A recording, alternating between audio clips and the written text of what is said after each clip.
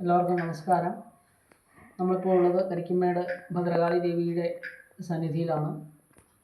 പ്രകാശിൽ നിന്ന് ഏകദേശം 4 കിലോമീറ്ററോളം സഞ്ചരിച്ച് കഴിഞ്ഞാൽ കരിക്കുമേട് ഭദ്രകാളി ദേവി ക്ഷേത്രത്തിൽ എത്തിച്ചേരാൻ സാധിക്കുന്നതാണ്. ഭദ്രകാളി ദേവി ബാലഭദ്രാഭാവത്തിൽ കുടികൊള്ളുന്ന ദേവീക്ഷേത്രമാണ്. ദേവിയോടൊപ്പം ഉമാമഹേശ്വരൻ, വനദുർഗ, അയ്യപ്പൻ, ഗണപതി ഭഗവാൻ, സർപ്പദൈവങ്ങൾ, യോഗീശ്വരൻ, രക്ഷസ് എന്നീ ദേവതകളും ഈ ക്ഷേത്രത്തിൽ കുടികൊള്ളുന്നു. ഈ ക്ഷേത്രത്തിൽ പ്രധാനമായും കുംഭഭരണി മഹോത്സവം 5 ദിവസങ്ങളിലായിട്ടാണ് കൊണ്ടാടുന്നത്. കൊടികയറ്റിയുള്ള ഉത്സവമാണ്.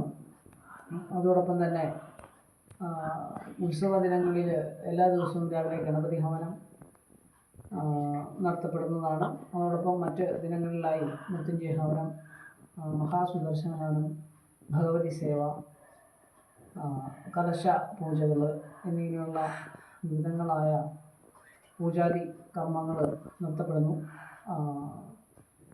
ഭരണി നാളിൽ വൈകിട്ട് വടക്കുപുറത്ത് ബുദ്ധിയോടുകൂടിയാണ് ഉത്സവം അവസാനിക്കുന്നത്.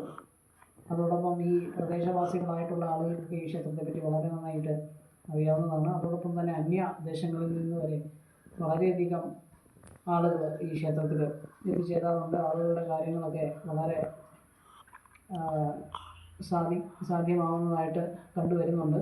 അതിനാൽ തന്നെ വളരെയധികം ആളുകൾക്ക് ഈ കരിക്കുമേട്ടമ്മ എന്ന് പറഞ്ഞാൽ ഒരു ഹൃദയത്തിലൊരു വികാര അതീതമായിട്ടുള്ള ഒരു അവസ്ഥയാണ്. അത്തരത്തിൽ ആളുകളുടെ കാര്യങ്ങളെല്ലാം തന്നെ നടക്കുന്നതായിട്ട് നമ്മൾ കണ്ടുവരുന്നുണ്ട്. അപ്പം വളരെയധികം പ്രശ്നങ്ങളും ബുദ്ധിമുട്ടുകളൊക്കെ അനുഭവിക്കുന്ന ആളുകൾക്ക് അമ്മയുടെ ഈ സങ്കേതത്തിലെത്തി വിവിധങ്ങളായിട്ടുള്ള വഴിപാടുകൾ കാര്യങ്ങളൊക്കെ ചെയ്ത്